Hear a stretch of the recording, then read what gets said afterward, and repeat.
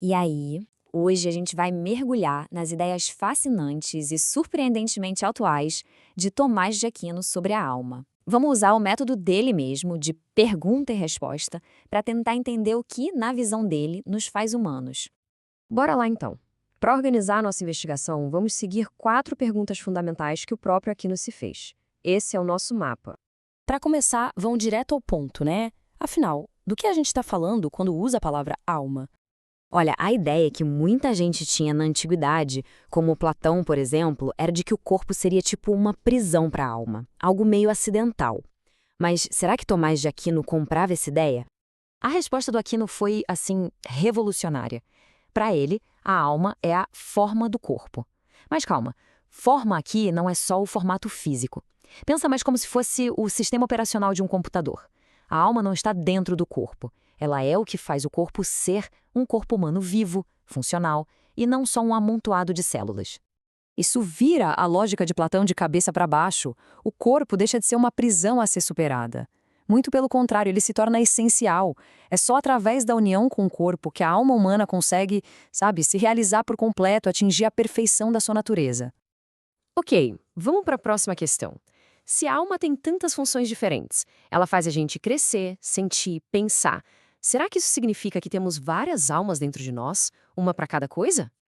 Pode parecer uma pergunta meio maluca, né? Mas era um debate filosófico super sério na época, baseado no que eles observavam na natureza.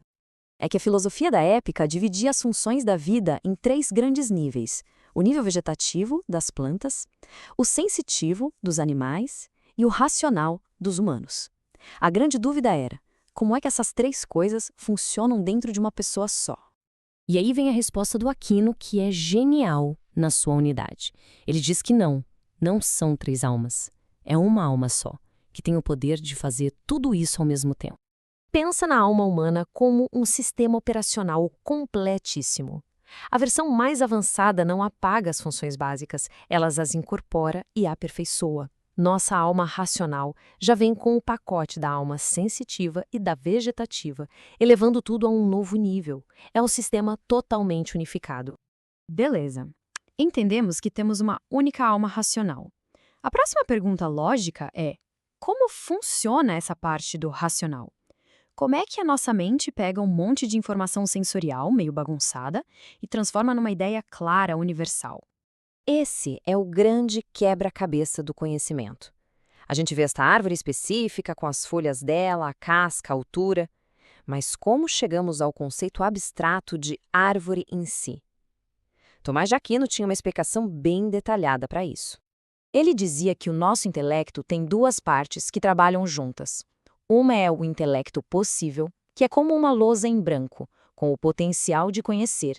A outra é o intelecto agente, a força ativa, a luz que processa a informação. Então, o caminho do conhecimento é uma jornada em etapas. Tudo começa com a sensação de um objeto. A mente cria uma imagem mental dele, o fantasma na linguagem de Aquino. Aí entra em cena o intelecto agente. Ele joga uma luz nessa imagem, tira o que é particular e extrai a essência universal. Só aí é que o conceito abstrato é escrito na nossa lousa em branco e a gente entende. Tudo isso nos leva, inevitavelmente, àquela pergunta de $1 milhão, né? Se a alma é a forma do corpo, o que acontece com ela quando o corpo deixa de existir? E Tomás de Aquino não foge da raia. Ele vai direto ao ponto, pesando os argumentos dos 2 lados. A alma sobrevive ou não sobrevive à morte? Olha, o argumento de que a alma morre com o corpo é forte. Se um é a forma do outro, acabou o corpo, acabou a forma. Parece lógico. Mas aqui não acho uma brecha genial: o pensamento.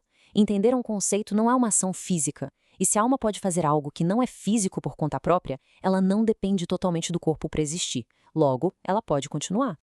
Mas aqui vem a grande virada de Aquino. Mesmo que a alma sobreviva, esse estado dela separada do corpo é, de certa forma, antinatural. Ela é imortal, sim, mas ela está incompleta. A natureza dela a impele a ser a forma de um corpo, então ela fica num estado de espera. E essa frase amarra tudo. Ela reforça a crença central dele: não somos fantasmas numa máquina, somos uma unidade profunda de corpo e alma. É por isso que, para Aquino, A alma separada naturalmente deseja retornar ao corpo para ser completa de novo.